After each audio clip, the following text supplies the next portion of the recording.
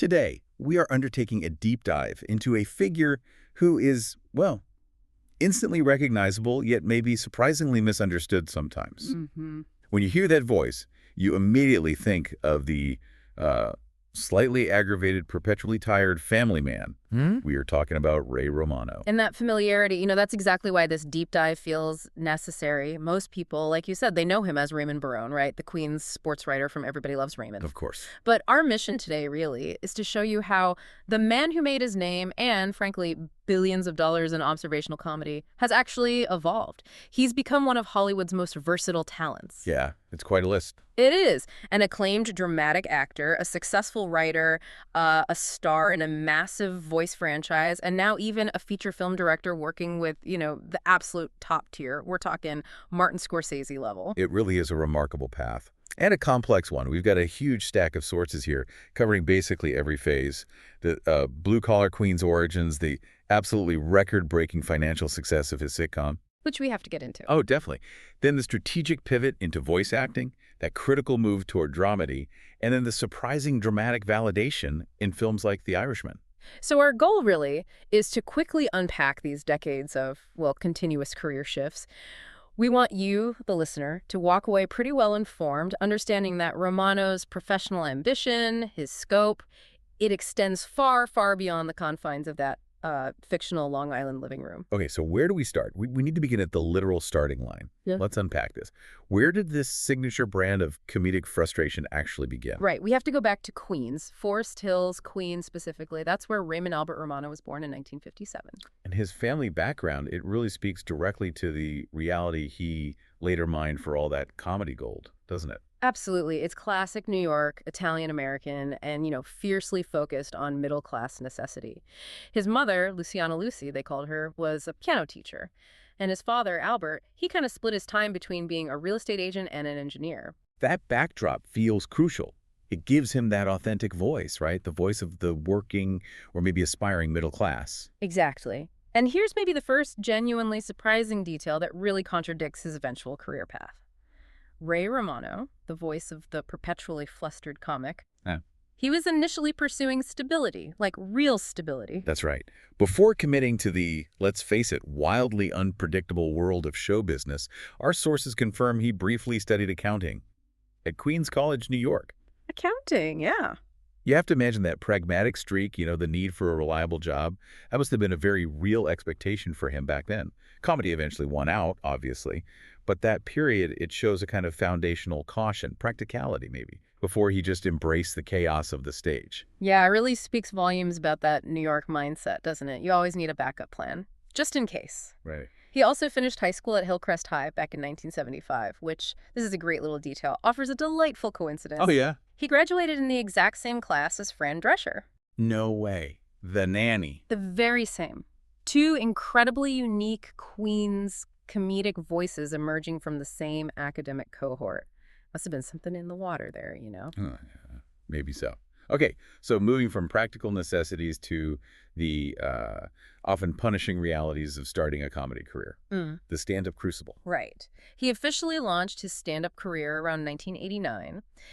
And the sources, they categorize his early work mainly as observational comedy, so material drawn directly from his, domestic life, his family experiences. The stuff we know him for? Exactly.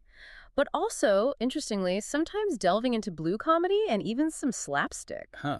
Slapstick. That's interesting. Yeah, a bit surprising maybe, but the stand-up scene back then, late 80s, early 90s, it was brutal. This wasn't like today, instant internet fame. This was grinding it out night after night, trying to find his unique voice. And he was actively competing too, right? Showing that innate competitive nature we'll definitely talk about later. Totally. He entered the Johnny Walker Comedy Search in '89. He was a contestant on Star Search. This was years, literally years, of incremental development of that very specific self-deprecating kind of aggravated style. And crucially, during this period, he found a pretty unique creative outlet, one that helped define his voice for a wider, maybe more discerning audience. that HBO animated show Dr. Katz, Professional Therapist. Exactly. From about 95 to 97, he was a recurring guest voice, just playing Ray. Right. And this was significant because the whole premise of that show, it featured comedians basically performing their stand-up material, but framed as these therapeutic monologues. It let the material feel more intimate, more character-driven. It was kind of the perfect rehearsal space, really, to refine the persona that would eventually become Raymond Barone. Okay, so here's where the narrative takes a, well, pretty dramatic turn.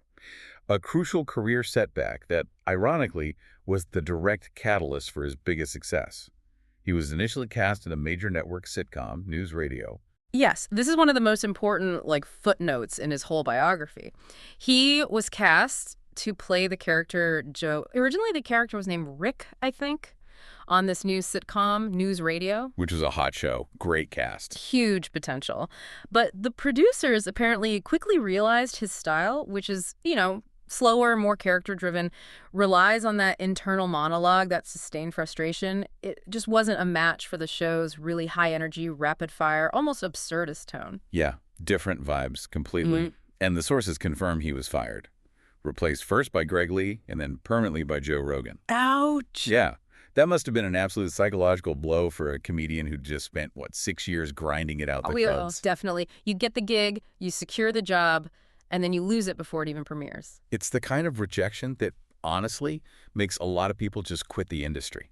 For sure. However, the timing here was, almost providential. The sources really emphasize this. Almost immediately after this deeply personal setback, he did a stand-up set on The Late Show with David Letterman. And that appearance solidified his career fate. Letterman himself? Letterman himself, yeah.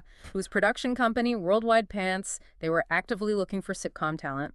Letterman saw the potential right there on his stage. Wow, what a reversal of fortune. So the rejection from News Radio was actually the spark that ignited the relationship with CBS and Letterman's team. Pretty much. They realized that Romano's humor didn't need to fit into some existing mold. It needed its own vehicle. Right. The creation of Everybody Loves Raymond was the direct result of what felt like a catastrophic failure. It just proves that sometimes, getting fired is just realignment, pushing you toward where you truly belong. And the result was, television history. Let's jump into the Everybody Loves Raymond phenomenon itself. The show ran for 9 seasons, right? 96 to 2005. 9 years, yeah. It was the absolute centerpiece of the CBS lineup, starring him as Raymond Ray Barone, the Queen's sports writer, caught between his wife, Debra, and his highly involved parents living right across the street. Phenomenon is really the right word, especially when you look at the financial documentation in our sources. The sheer scale of the show's revenue is just mind-boggling. It really is. In 2004, Romano became officially the highest-paid television actor in history for his role on that show. Highest paid ever. At the time, yeah. And that status, it wasn't just achieved through his weekly salary, It was the back-end deal. The show itself broke industry records by generating a staggering, wait for it, $3.9 billion in revenue. Billion, with a B. $3.9 billion. No. And to put that figure in context for you, that revenue figure, it's primarily generated through domestic and international syndication. The ability to sell those 210 episodes to just rerun endlessly on cable and local stations globally. Wow. So he wasn't just getting paid for the initial broadcast. His deal was structured so he'd receive massive payouts based on the long-term profitability of the content itself. Exactly. This deal secured during a peak era of network television when syndication value is through the roof. It basically made him financially secure for multiple lifetimes. It really cements his legacy not just as a comedic force, but as one of the most successful business figures in entertainment history.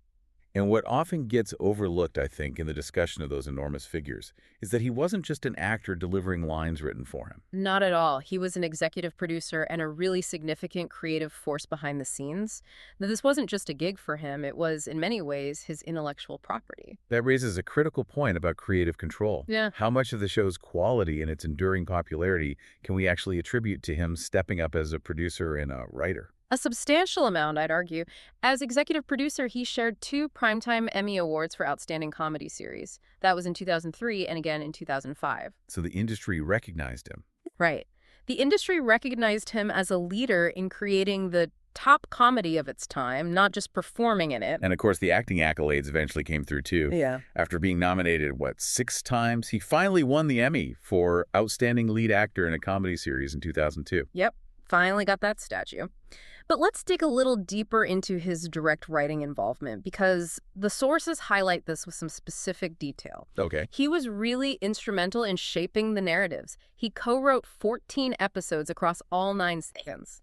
So this wasn't just some obligatory producer credit. This was him embedding his specific comedic voice directly into the narrative structure of the show. And the episodes he co-wrote, they often delved into the most specific, relatable, and let's be honest, sometimes painfully funny areas of married life, right? Totally. We see that specifically in titles like Golf, which clearly speaks to his own personal obsession, Yeah. and The Wedding. But also 2 episodes that show his willingness to tackle some delicate domestic humor. Debra's Workout, which deals with relationship expectations, and hilariously, that season 9 entry, Angry Sex. Angry Sex, wow, okay. Those writing credits really prove he was driving the show's specific thematic content, didn't they? Making sure the scenarios stayed grounded and recognizable, if maybe highly amplified, domestic life. It was a true auteur approach to sitcom television, really, focusing relentlessly on the small, relatable annoyances that drive people crazy. And what made the show feel so authentic, I think, was the way his real family life genuinely imitated the art, or maybe provided the raw material for it. Oh, absolutely. The sources detail how his immediate family was the source for some characters and definitely many storylines, although adjustments were definitely made for comedic convenience. The blurring of reality felt deliberate, didn't it? Yeah. Designed to enhance that realism. For example, his TV daughter, Alexandra "Ali" Romano. Named directly after his real daughter, Alexandra. Right. But he drew a line when it came to his twin sons. Yes.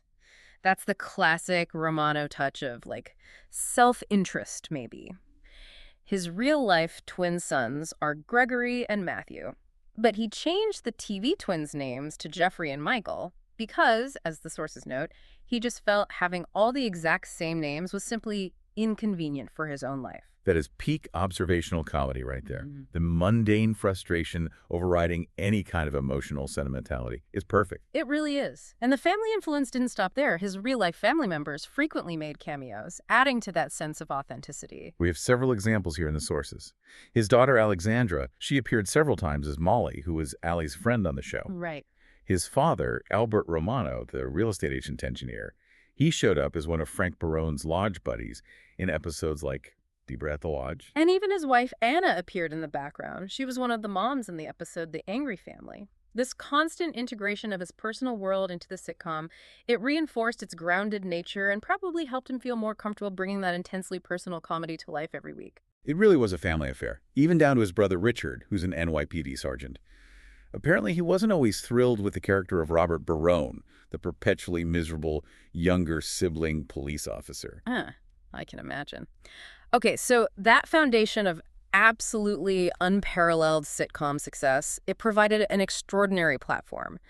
But the real surprise in this deep dive, the part that truly transforms him from just a sitcom star into a multifaceted artist, is the career path he took after Everybody Loves Raymond wrapped up in 2005. Right, because the conventional wisdom for a massive sitcom star is either, fade away gracefully or try to replicate this success with another basically identical sitcom. And Romano did neither. He took the immense financial security he got from Raymond and immediately used it as a cushion to take some massive creative risks.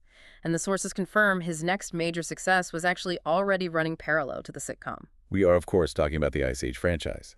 Since 2002, he has been the unmistakable deep voice of Manny, the woolly mammoth. Yeah, Manny. This was such a strategic move. It provided financial longevity, obviously, but also global recognition in a completely different genre. And think about the character.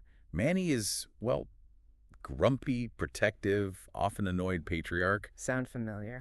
It's an archetype pretty closely related to Raymond Barone, but, applied to a giant animated mammal navigating the Pleistocene era. It's a comfortable kind of role that really utilizes his unique voice and timing. And the longevity of that voice work is just staggering. He's reprised the role in 4 sequels, 2 television specials, and he's not done yet. The sources indicate he is set to return for a 6th film, Ice Age, Boiling Point, slated for 2026. Wow. That's a continuous stream of work spanning over 2 decades from one character. It's a massive franchise unto itself, and it absolutely gave him the freedom to pursue passion projects without worrying too much about the bottom line. He even received recognition for it, like a Kids' Choice Award nomination for Favorite Voice from an Animated Movie. Okay, But the true test of his artistic ambition, maybe, came when he returned to live-action television and deliberately shifted away from pure laugh-track-driven comedy. That's the strategic pivot into dramedy, a genre that really demands subtlety and nuance.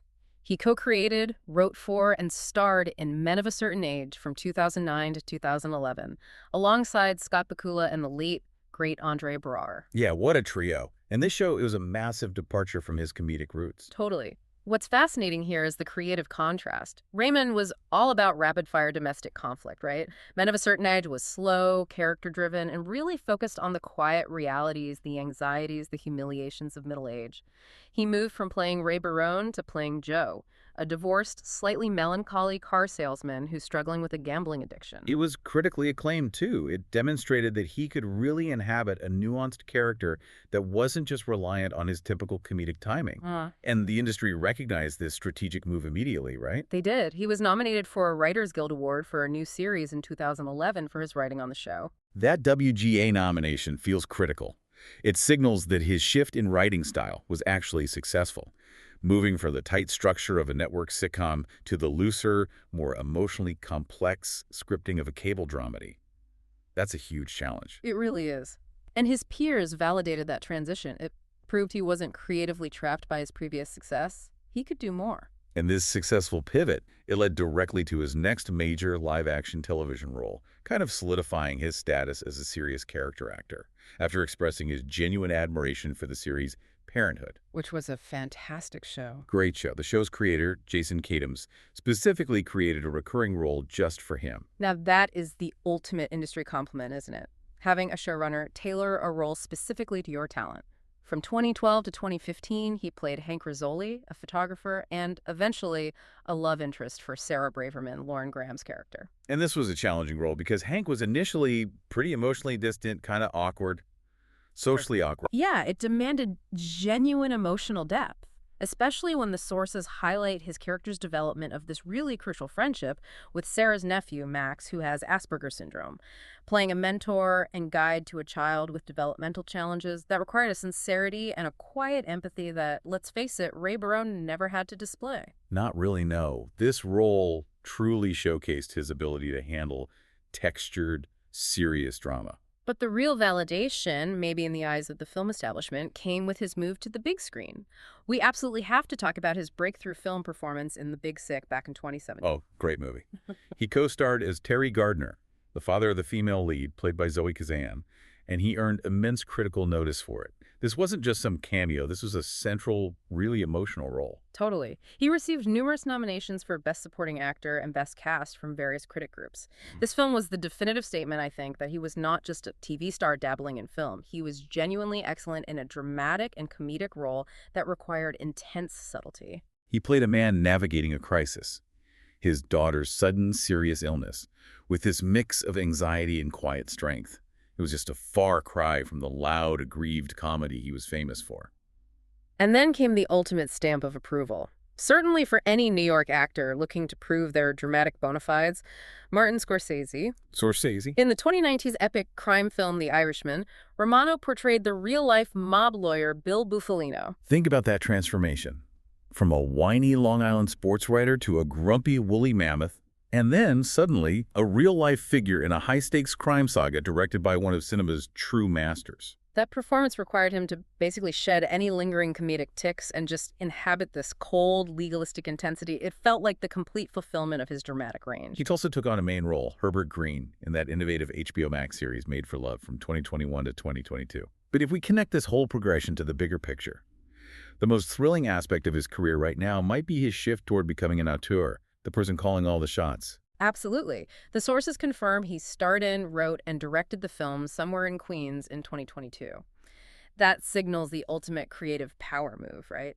Yeah. After years of collaborating with Letterman, Bakula, Scorsese, he's now translating his vision completely on his own terms. And he's also slated to play the college basketball legend Jim Valvano in an upcoming project, which shows he continues to seek out these demanding roles based on real, complex figures. Yeah, Jimmy V. That'll be interesting. This whole shift from being the centerpiece of someone else's machine to creating and directing his own feature work It feels like the ultimate sign of his professional evolution, his ambition, and honestly, his sustained energy. That's a really comprehensive look at his professional moves. But his private life, it reveals a personality trait that seems to drive a lot of this ambition. Yeah. This relentless competitiveness. You should probably touch on his kind of hidden life of intense competition outside of show business. Right. He seems to channel that inner argumentative energy, the same energy Ray Barone used when fighting over a toaster into professional level poker and golf. And these are not just like celebrity hobbies where they show up for a photo op. These are pursuits where he shows genuine dedication and skill. Look at the commitment to the World Series of Poker, the WSOP. He has competed multiple times across 2 decades, participating in 2007, 2008, 2009, 2010, 2011, 2013, 2015, and even as recently as 2023. Wow, 2023 too. That level of consistent return, it demonstrates a genuine commitment to mastering a deeply strategic, very competitive field. It's not easy. Not at all. And then there's golf. He even started in the Haney Project back in 2010, working with the famed instructor Hank Haney, and his goal was highly specific, very ambitious: improve his game enough to break 80 consistently. And he did it publicly. He exposes his vulnerability, his flaws, all in the pursuit of that marginal competitive gain. It's fascinating to watch. And this competitive drive, it's laced with the reality of life, too. The public saw a brief, really poignant intersection of his personal and competitive life when he had to take time off from the Haney Project. His father, Albert Romano, passed away in March 2010. Right. It grounds his celebrity, doesn't it? When you see these very human moments of grief intersecting with his professional commitments and his hobbies. But the anecdote that truly crystallizes his resilience for me is his experience at the Pebble Beach Pro-Am.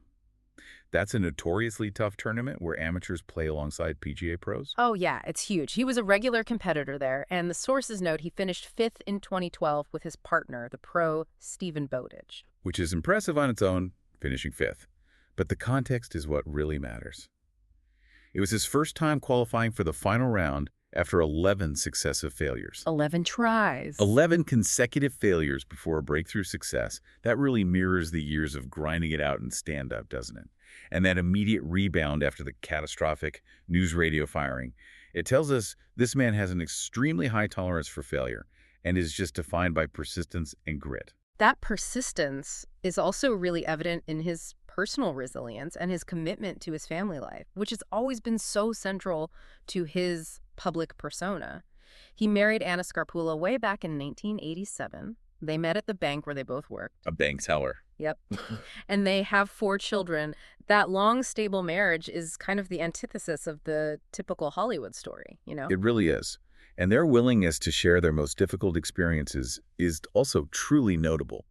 In 2012, they publicly disclosed that Anna had successfully battled stage 1 breast cancer back in 2010. And they explicitly stated their reason for going public with that. They said they wanted to have an effect, to help others. This wasn't about promoting a book or a film. It felt like a genuinely altruistic use of their platform. That emotional openness, it gives further depth to the man behind the comedy, I think. Definitely. And speaking of support, his working relationship with Doris Roberts, who played his formidable mother, Marie Barone, it was apparently far deeper than just acting together. She was a true mentor to him. Really? Yes, he was very close friends with her. The sources say she served as a crucial mentor, really helping him feel more comfortable on set, particularly during the challenging early days of the show when he was pretty inexperienced with multi-camera sitcoms. That makes sense. She was a veteran. Total pro. Yeah. And he often cited her boundless energy and her desire to just continue learning throughout her life as a major inspiration, a quality he clearly internalized, given his own professional pivots in his 50s and 60s. That's a great point. And just for a quick current update that kind of brings it all back to his signature humor. Yeah. We know he's still working, still voicing Manny. Got to pay the bills. Exactly. He recently joked that he has to keep working on Ice Age 6 just to pay for his highly customized property out in La Quinta, California. So the hustle, even if it's now driven by paying for fancy desert real estate, it never truly stops for him. Okay, so let's maybe wrap things up by analyzing the sheer volume and variety of his accolades, because this really reinforces the central thesis here. His success is recognized across multiple, pretty disparate formats. Right. He has 3 Primetime Emmy wins, 1 for acting, 2 for producing Everybody Loves Raymond. He was nominated for lead actor 6 times, which speaks to his consistent quality and that connection with the viewing audience. But look at the range beyond just acting. He has 2 Grammy nominations. And critically, neither was for music. They were for his comedy album, Live at Carnegie Hall in 2002, and for a children's spoken word album, Raimy, Dickie and the Bean in 2006. Wow. So that's recognition for stand-up, acting, producing, and children's literature. That's a truly unique spread. It really is. He also earned 2 Golden Globe nominations for Best Actor in a Television Series Comedy or Musical for Raymond. But again, the true signal of his artistic acceptance maybe came later, with the film community's validation. You mean the SAG nomination? Exactly. The Screen Actors Guild nominations for Outstanding Cast are arguably the most important post-Raymond accolades. He was nominated as part of the ensemble cast of both the beloved indie dramedy The Big Sick and the high art crime epic The Irishman. These nominations confirm that Hollywood views him now as a versatile, valued ensemble player, someone who can bring gravitas to basically any production, regardless of the budget or the genre. Absolutely. And don't forget, he also won the People's Choice Award for Favorite Male Television Performer back in 2002, tied with Kelsey Grammer that year, and the TCA Award for Individual Achievement in Comedy in 1999. So his peers, critics, and the public consistently recognized his talent during the show's peak run. Okay, so if we look at the totality of the source material, all the stuff we've discussed, what does this career really signify? How do we sum it up? Well, we started with the Queen's accountant dropout, right? Yeah. The guy who got fired from News Radio. Yeah. We've charted his unlikely yet absolutely meteoric rise to become the highest paid television star in history, generating billions, all while serving as a successful producer and writer of his own hit material. But the essential takeaway, I think, is his continuous, often really aggressive evolution. He just refused to be defined by that one massive role. Yeah, exactly. He used his success brilliantly to gain the financial and creative freedom to take huge risks. He successfully navigated that dreaded sitcom trap, transitioning pretty seamlessly into decades of voice acting and then into these deeply textured dramatic roles, earning critical acclaim for playing everything from an anxious father in The Big Sick to a mob lawyer in The Irishman. His career is ultimately defined by, maybe, an absolute refusal to stay static. Driven by that internal competitive spirit we saw in his multiple failures before finally succeeding at Pebble Beach, and informed by his profound commitment to family and that personal resilience he's shown. Which leads us nicely to a final provocative thought for you, the listener, to maybe consider. Romano's greatest artistic successes, arguably, have often come from his reactive posture, reacting to a challenging family dynamic, reacting to a daughter's sudden illness, reacting to Scorsese's intense direction. Now, his next major project is him writing, directing, and starring in his own dramedy, Somewhere in Queens. So what does it mean for the future of a career built on self-deprecating humor and vulnerability? When he is the ultimate authority, calling all the creative shots, will that necessary emotional tension still be there when he controls the entire narrative himself? That's a truly fascinating question for a truly remarkable and clearly still evolving career. That is all the time we have for this deep dive today. Thank you so much for joining us.